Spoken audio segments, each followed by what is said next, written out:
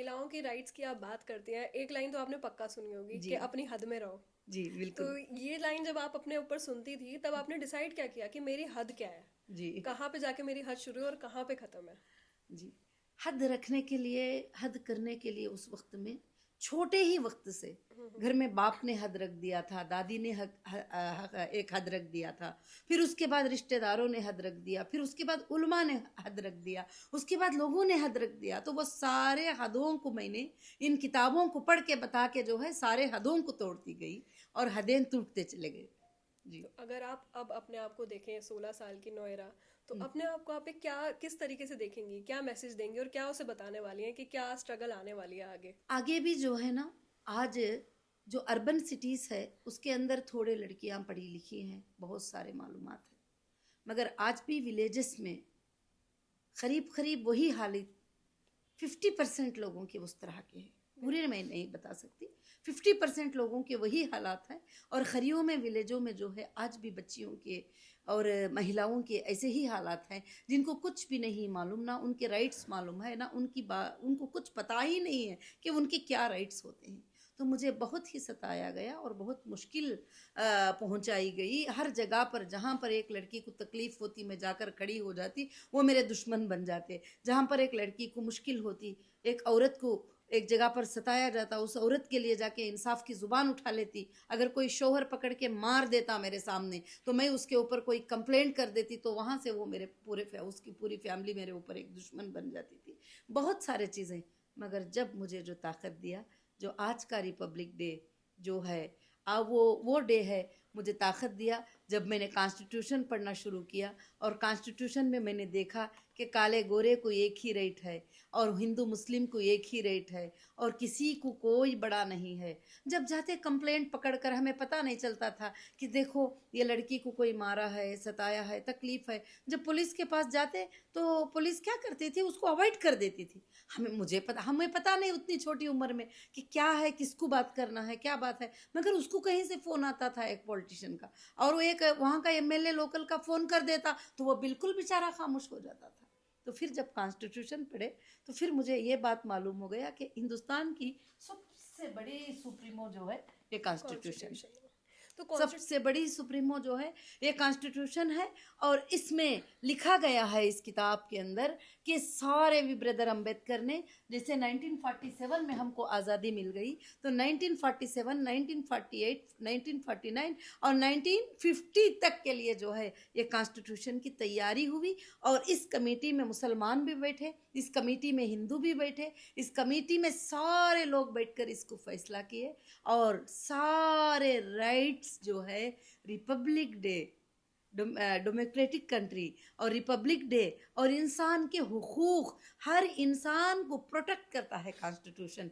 ये मैंने देखा और ये मैंने सीखा। और जब से मैंने इस बात के ऊपर बहस भी करना शुरू किया कि वहाँ पर जब जाते तो वहाँ पर एक एमएलए का फ़ोन आ जाता तो फिर ये रोक देते, तो हम कॉन्स्टिट्यूशन को सुनाते थे उनको, इसमें ये एक्ट में तुम ऐसा नहीं कर सकते, ये एक्ट ऐसा है। तो आज हमें ये बात पता होना चाहिए कि आज का दिन बहुत ही बड़ा प्यारा दिन है, बहुत ही बड़ा अच्छा दिन है कि आज का दिन हिंदुस्तान की आज़ादी बनी गई ये दिन है। आज का दिन हिंदुस्तान की आज़ादी के लिए एक कानून को बनाकर एक हाथ में लोगों के रख दिया। अब यहाँ पर ना कोई सीबीआई बड़े ही, ना कोई इंटरपोल बड़ी है, ना कोई एजेंसी बड़ी है।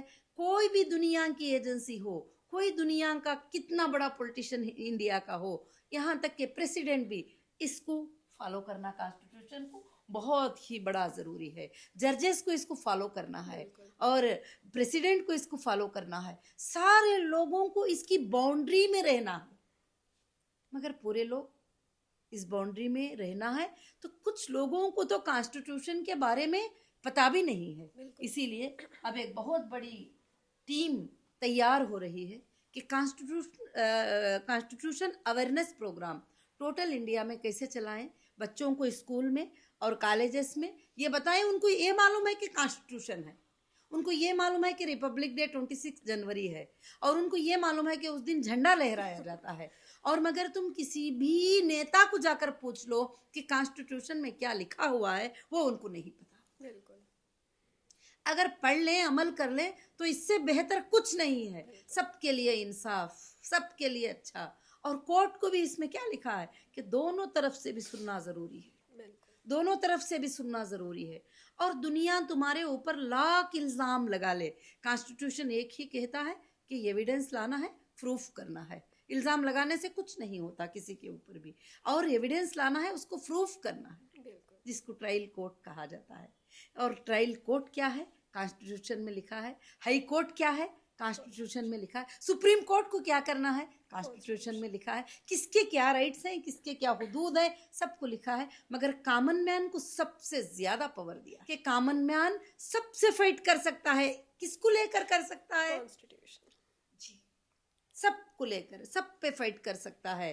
कॉन्स्टिट्यूशन को लेके फाइट कर सकता है कि कॉन्स्टिट्यूशन में ऐसे लिखा है, तो सबके सर झुक जाते हैं वहां पे। फिर उसके बाद कोई बात आगे नहीं आती। अगर कॉन्स्टिट्यूशन नहीं तो कुछ भी नहीं। कुछ भी नहीं। हाँ, काफ़ी बिल पास हुए, मगर लोगों के अच्छाई के लिए पास हुए। अब जैसे महिलाओं की बिल पास हुई, 33% रिजर्वेशन बिल पास हुई।